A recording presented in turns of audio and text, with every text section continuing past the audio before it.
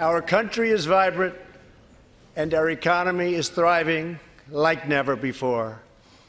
On Friday, it was announced that we added another 304,000 jobs last month alone, almost double the number expected.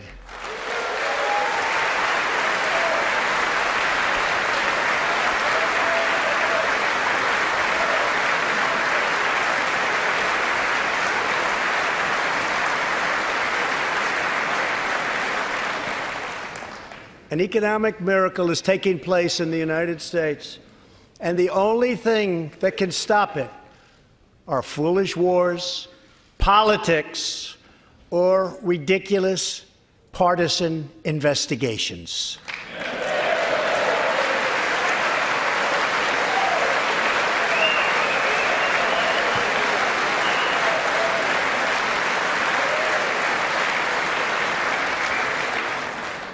If there is going to be peace and legislation, there cannot be war and investigation. It just doesn't work that way. We must be united at home to defeat our adversaries abroad. This new era of cooperation can start with finally confirming the more than 300 highly qualified nominees who are still stuck in the Senate, in some cases years and years waiting. Not right.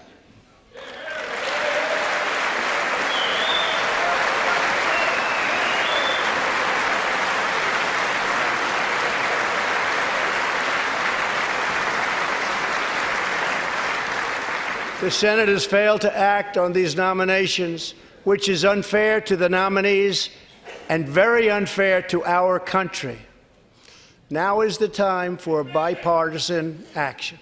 Believe it or not, we have already proven that that's possible.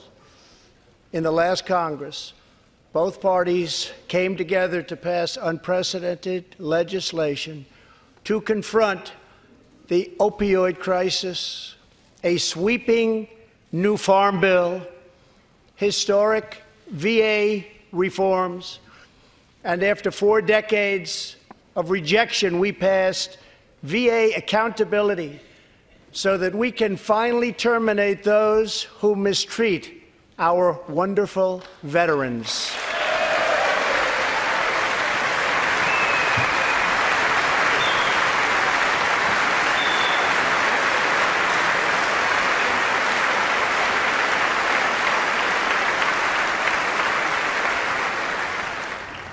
And just weeks ago, both parties united for groundbreaking criminal justice reform. They said it couldn't be done.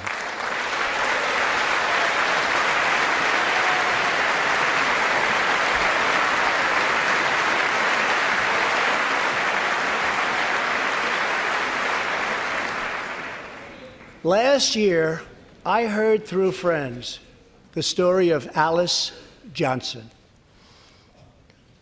I was deeply moved. In 1997, Alice was sentenced to life in prison as a first-time nonviolent drug offender. Over the next 22 years, she became a prison minister, inspiring others to choose a better path. She had a big impact on that prison population and far beyond. Alice's story underscores the disparities and unfairness that can exist in criminal sentencing and the need to remedy this total injustice.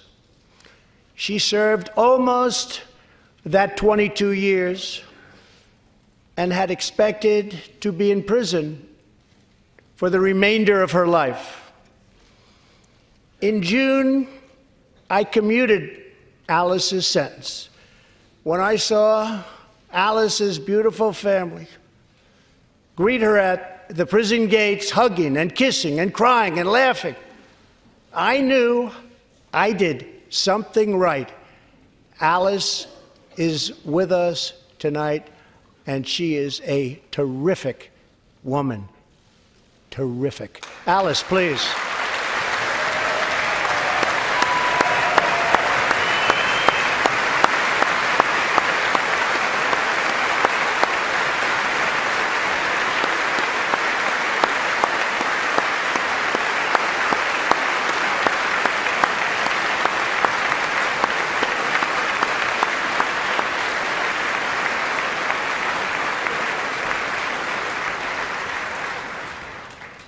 Alice, thank you for reminding us that we always have the power to shape our own destiny. Thank you very much, Alice. Thank you very much.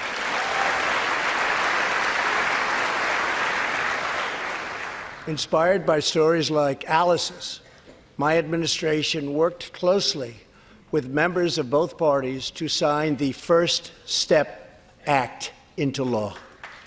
Big deal. It's a big deal.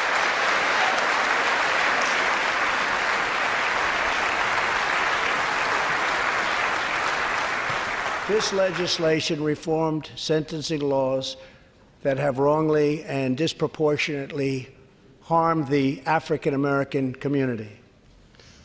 The First Step Act gives nonviolent offenders the chance to re-enter society as productive, law-abiding citizens. Now, states across the country are following our lead. America is a nation that believes in redemption. We are also joined tonight by Matthew Charles from Tennessee. In 1996, at the age of 30, Matthew was sentenced to 35 years for selling drugs and related offenses. Over the next 2 decades, he completed more than 30 Bible studies, became a law clerk, and mentored many of his fellow inmates. Now Matthew is the very first person to be released from prison under the First Step Act.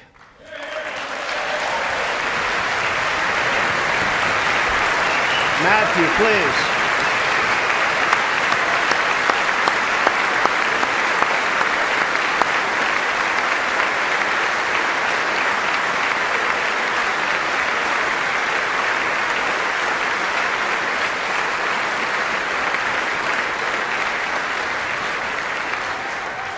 Thank you, Matthew.